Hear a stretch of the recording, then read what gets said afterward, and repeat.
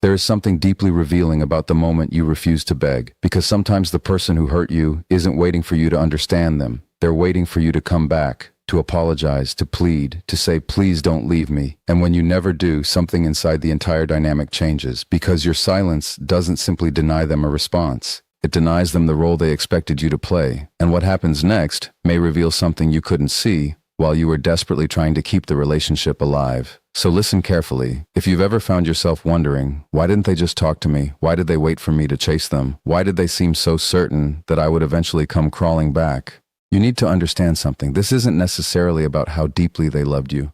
Sometimes it is about what your pursuit gave them emotionally, your attention, your reassurance, your emotional labor.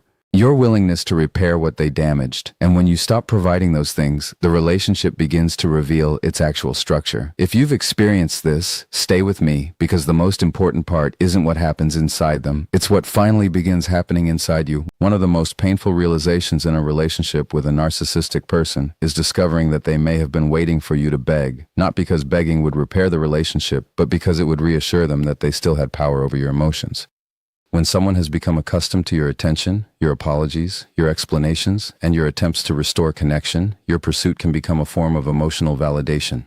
Every time you return after being ignored, every time you apologize just to end the tension, and every time you plead for another chance, the message they may receive is simple: I can withdraw and you will come after me. This creates an unhealthy pattern where emotional distance becomes a tool. They pull away and you move closer. They become cold and you become more desperate to prove your love. They refuse to communicate and you work harder to understand them. Eventually, you may begin believing that the solution is always inside you. You ask what you did wrong, what you could change, what you could say differently, or how much more patient you need to become. But there is something important to recognize. Your begging does not necessarily create intimacy. It can reinforce the very dynamic that is hurting you. If someone needs you to become smaller, more desperate, or more apologetic before they offer basic attention, the relationship has moved away from mutual connection and toward emotional control.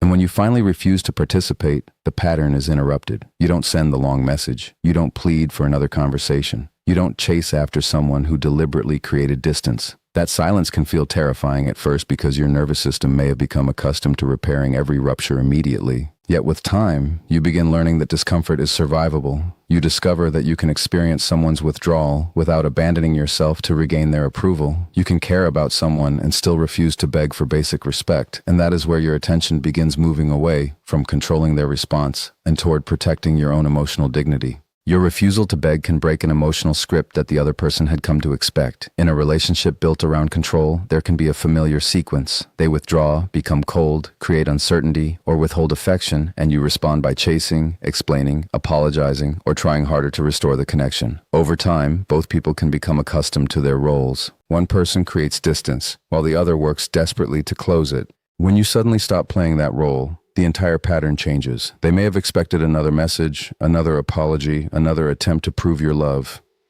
Instead, there is nothing. You don't rush to repair what you didn't break. You don't plead for them to stay. You don't accept responsibility for emotions that belong to them. Your silence becomes significant because it communicates something your words may never have been able to communicate.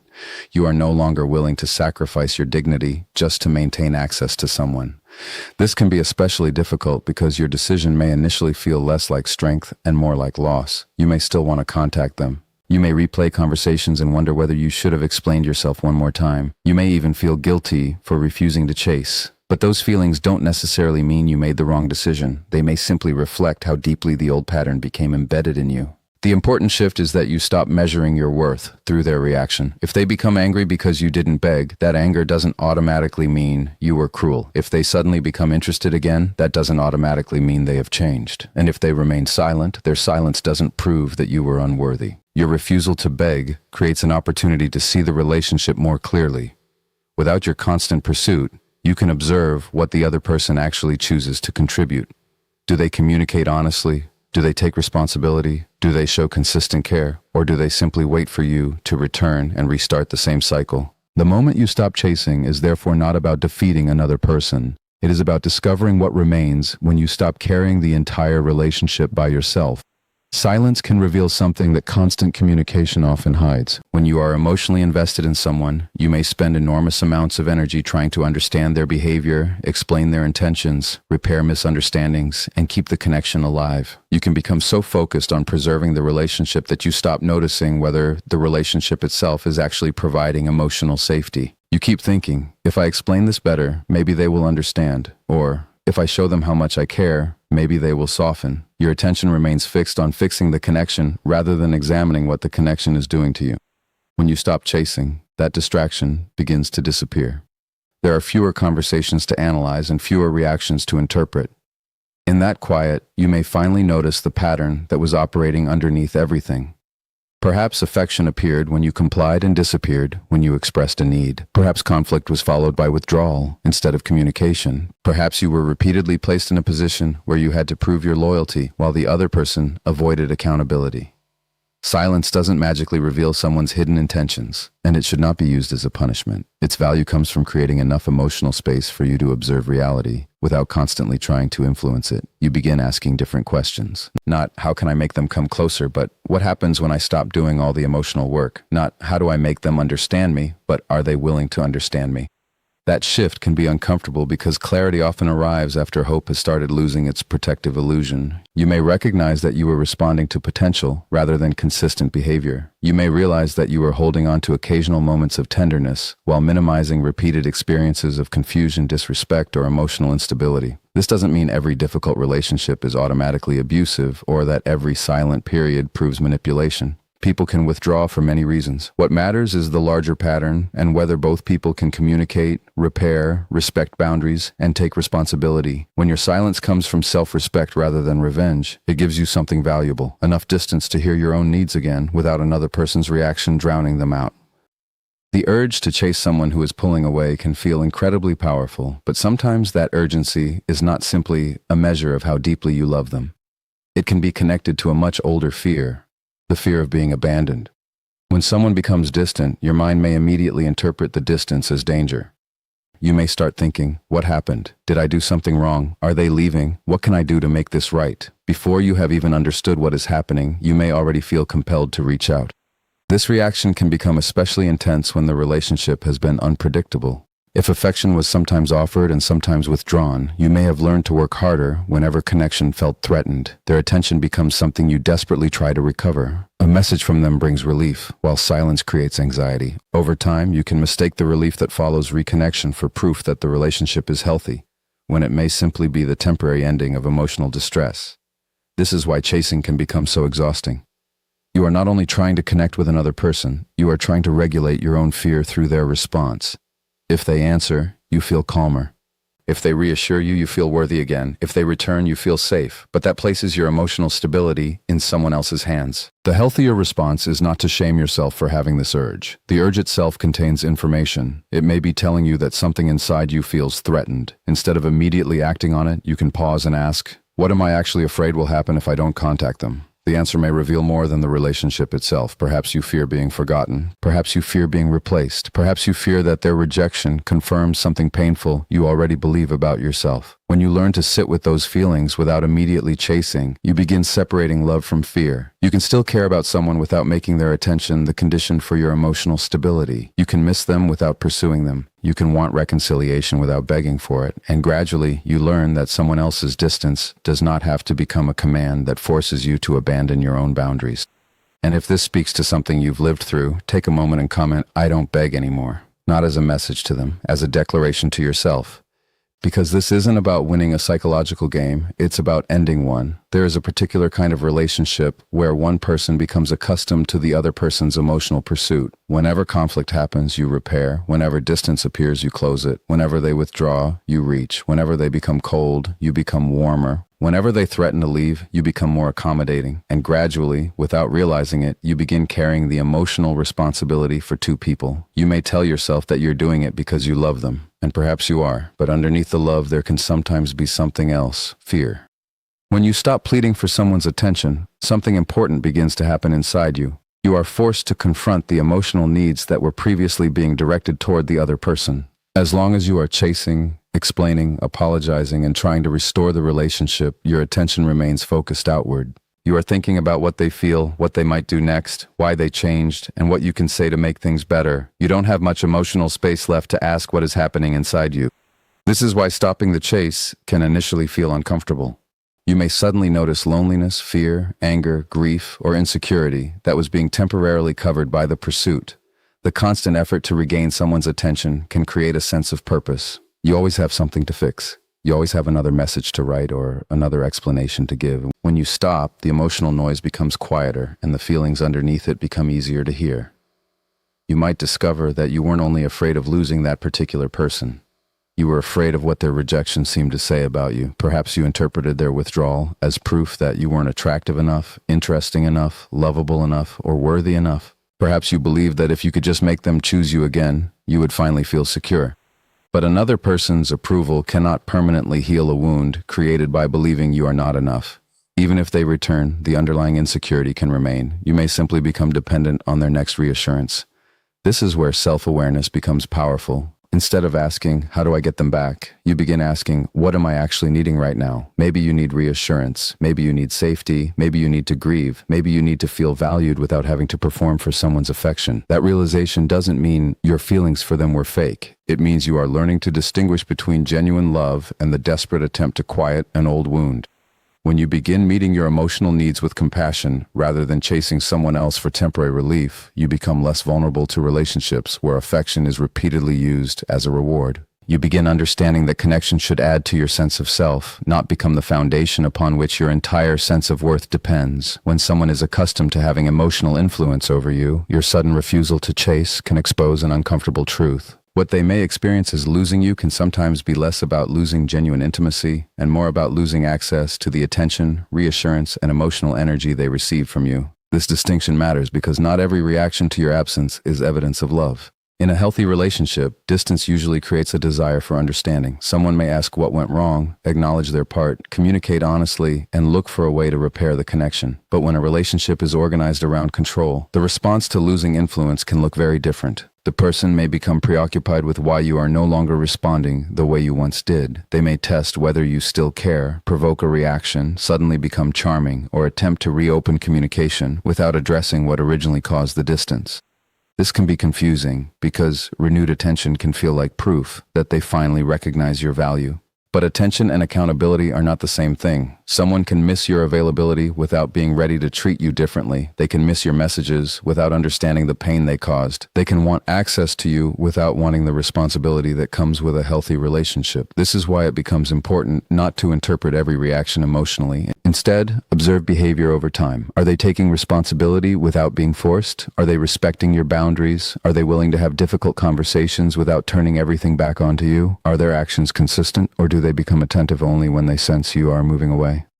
Your responsibility is not to diagnose their motives or prove that they are suffering because you stopped chasing. You cannot know exactly what is happening inside another person. What you can know is what happens inside you when you stop participating in the old pattern. You begin realizing that your value does not increase when someone finally wants you and does not decrease when someone withdraws. Their reaction belongs to them. Your healing belongs to you. And perhaps the most important realization is that you don't need another person's discomfort to validate your decision. You don't need them to regret losing you before you are allowed to choose yourself, because your worth was never supposed to depend on how difficult your absence became for someone else. Your withdrawal can become a turning point because it forces you to make a choice you may have avoided for a long time. Continue trying to earn someone's love, or begin protecting your own emotional well-being. When you stop chasing, you are not necessarily saying that you no longer care. You are saying that caring about someone does not require you to abandon yourself. For a long time, you may have measured the relationship by how much effort you were willing to give. If there was conflict, you tried harder. If they became distant, you reached out. If they were unhappy, you searched for ways to make things right. Slowly, your identity could become connected to being the person who repairs everything. But when you finally stop, you begin noticing how much responsibility you are carrying alone. Self-respect often begins quietly. It may look like deciding not to send another message when you have already explained yourself. It may mean refusing to apologize for expressing a reasonable need. It may mean allowing someone to be disappointed without immediately rushing to make them comfortable. These actions can feel uncomfortable because you are changing a pattern your nervous system has learned to depend upon. At first, you might mistake this discomfort for guilt. You may think, maybe I'm being selfish, or maybe I should try one more time. But having a boundary does not mean you lack compassion. It means compassion no longer requires self-betrayal. The deeper transformation happens when you realize that your dignity does not have to be negotiated. You don't have to convince someone to respect you. You don't have to repeatedly demonstrate your loyalty to deserve basic consideration. And you don't have to remain available simply because someone expects you to be. This doesn't mean becoming cold, vindictive, or emotionally unavailable. Healthy self-respect is not about punishing another person with silence. It is about becoming honest with yourself about what you can and cannot accept. Eventually, the question changes from how can I keep this person to what kind of relationship am I willing to participate in? That question returns your power to where it belongs. You cannot control whether someone changes, returns, apologizes, or understands, but you can decide whether their behavior deserves continued access to your time, energy, and emotional life. And sometimes the most profound act of self-respect is simply refusing to beg for what should have been offered freely. The deepest victory is not making the other person suffer, regret losing you, or desperately search for a way back into your life. The deeper victory is reaching a place where their validation is no longer necessary for you to feel whole. This distinction matters because it is possible to stop chasing someone physically while remaining emotionally attached to their reaction. You may no longer call them, yet still wonder whether they miss you. You may stop sending messages, yet constantly check whether they have noticed your absence. You may walk away, yet secretly hope your silence will finally make them realize your worth. That is not failure. It simply means the emotional attachment is still healing. Real freedom begins when your peace no longer depends on what they think about you. If they regret losing you, you can accept that without needing it. If they never apologize, you can still heal. If they move on, your worth remains unchanged. If they return, you can evaluate their behavior without immediately surrendering your boundaries. This is especially important after a relationship where your value may have felt conditional. Perhaps you became accustomed to proving that you were loyal, patient, understanding, attractive, forgiving, or worthy of being chosen. You may have spent enormous emotional energy trying to convince someone to recognize what you were offering, but your worth was never waiting for their approval. You were valuable before they noticed you, while they were loving you, while they were distant from you, and after they left. The healing process is therefore not about becoming indifferent. You can still grieve. You can still miss someone. You can still remember beautiful moments. You can acknowledge that something mattered to you while accepting that it may not have been healthy for you. That is emotional maturity, holding love and boundaries in the same hands. Eventually, you stop asking whether your absence is hurting them and start asking whether your presence in your own life is finally becoming stronger. You begin investing in friendships, goals, creativity, rest, and relationships where you do not have to perform for acceptance. You learn to listen to your own needs before automatically responding to someone else's demands. And then something changes quietly. You no longer need them to lose you in order to understand your value because you have finally stopped losing yourself just to keep them. Maybe they really did wait for you to beg. Maybe they expected you to come back, to apologize, to explain yourself, to prove that you still needed them.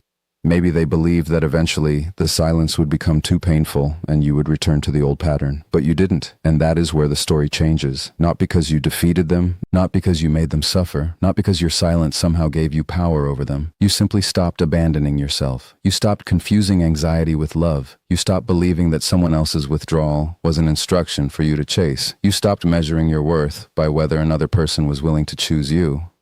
And perhaps that is the lesson this experience came to teach you. You cannot force someone to love you in a healthy way. You cannot beg someone into becoming emotionally safe. You cannot give enough of yourself to make another person confront wounds they refuse to face. But you can decide that your own wounds will no longer be used against you. So if they expected you to beg and you never did, let that moment belong to you, not as revenge, as recognition that you can survive the silence, recognition that you can grieve without returning, recognition that you can love someone and still walk away from what destroys your peace. And most importantly, recognition that you were never required to beg for what should have been given freely, respect, honesty, safety, and genuine care. The greatest ending is not them coming back. It is you no longer needing them to. Because the moment you stop asking, will they finally realize my worth, and begin saying, I finally realize my own, the entire meaning of the relationship changes. You didn't lose them when you stopped begging. You found yourself.